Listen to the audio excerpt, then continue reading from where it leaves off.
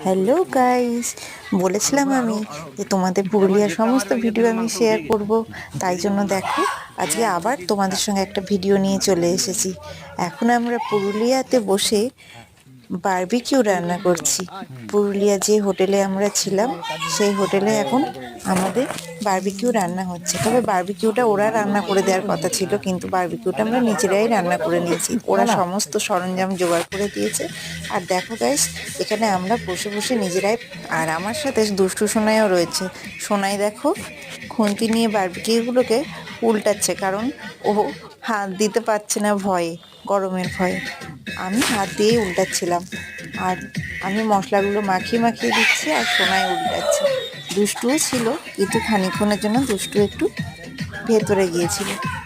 দেখো, তোমাদের কেমন লাগলো জানাবে।